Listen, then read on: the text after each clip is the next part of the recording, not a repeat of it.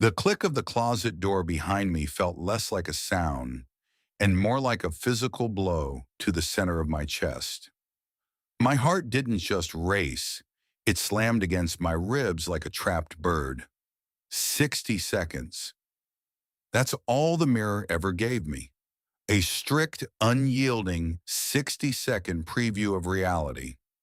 And my time was officially up. I didn't turn around. Every instinct screamed at me to bolt for the bedroom door, but my legs were leaden, rooted to the floorboards. In the reflection, the skeletal, midnight black hands were already tightening around my counterpart's throat. My reflection's face was turning a sickening shade of bruised purple, fingers clawing uselessly at the empty air. If I don't move, I die, I thought. But if I move, do I change the future? Or do I just walk right into it? Driven by pure panic, I threw my weight to the left, diving away from the alignment of the closet and crashing hard against my nightstand. A lamp shattered, plunging the room into a dim, fractured twilight lit only by the pale moon, filtering through the curtains. I spun around, my back against the wall, eyes wide. The closet door was open a mere 2 inches.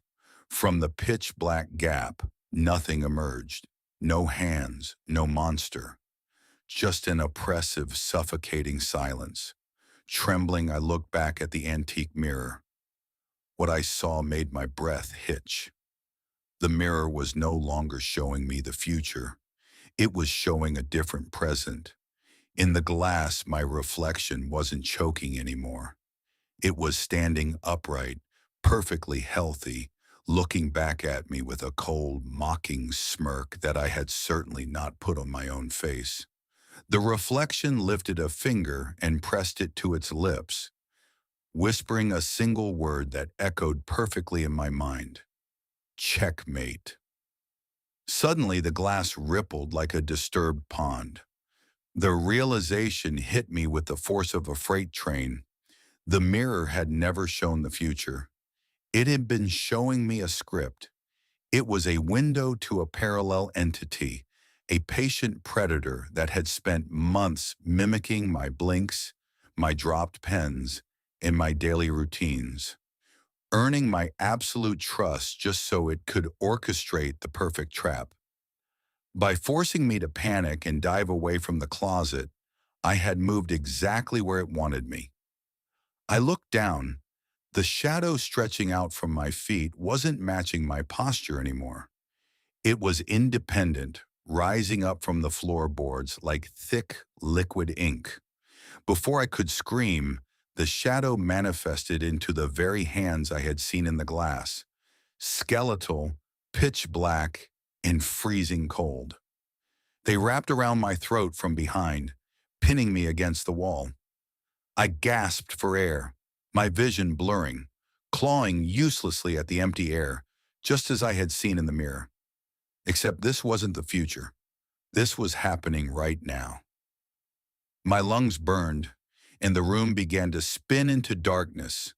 With my remaining strength, I threw my elbow backward, shattering the drywall, but the entity had no solid mass to crush.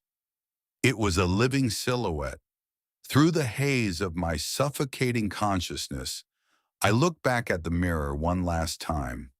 The reflection, the thing that wore my face, stepped out of the boundaries of the silver frame. It didn't break the glass. It simply walked through it, stepping into my bedroom. It adjusted the collar of my shirt, picked up my phone from the floor, and looked down at me with genuine pity. "Thank you for the house," it whispered, its voice a perfect, flawless replica of my own. "It gets terribly cold on the other side." My eyes rolled back. The darkness took me completely.